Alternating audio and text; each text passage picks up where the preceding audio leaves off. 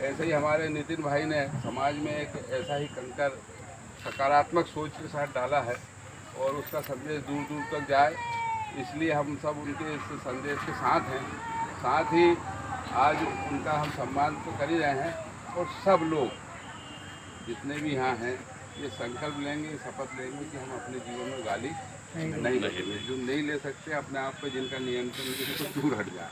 तो मैं अपन नगर पालिका के पूरे अध्यक्ष भाई सुभाष जी जायसवाल से आग्रह करता हूँ कि वो नितिन भाई का माल्य अर्पण करके, अब समिति का अध्यक्ष से कहना अच्छी बात नहीं है, वो तो क्या है कि तुम भी दे अरे लेना तोड़ना भी ज्यादा में नाटक कर रहे हो, माला नहीं थी ना यार। अरे ठीक है ना, तो क्या दिक्कत है? सम्मान एक माला से में तो 1000 माला तो एक ही सम्मान हो।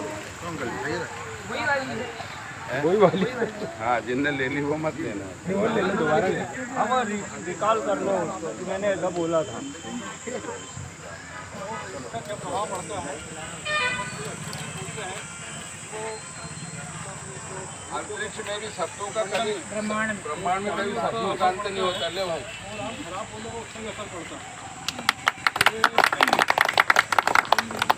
चलिए।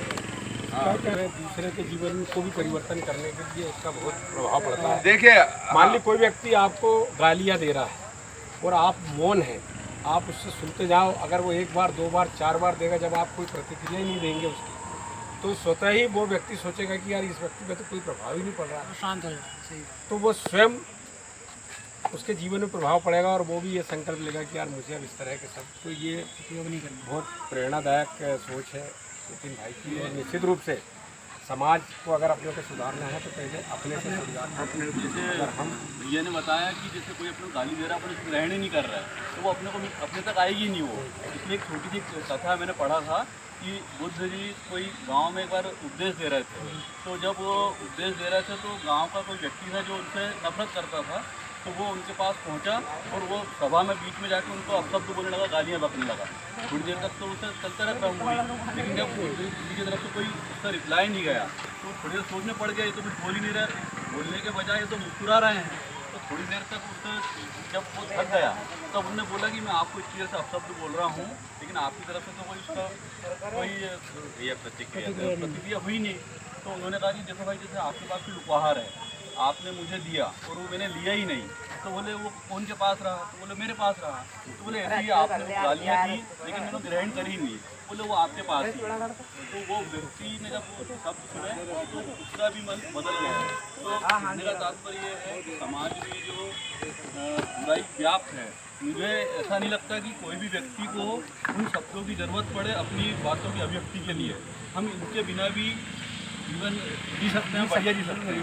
दूसरा अपन देखते हैं, कभी भी हम जैसे अपन बात करते सहज ही, फलानी धार्मिक नगरी मेरे को बहुत पसंद है, साल में मैं 1-2 बार जाता ही हूँ, बहुत अच्छा लगता है।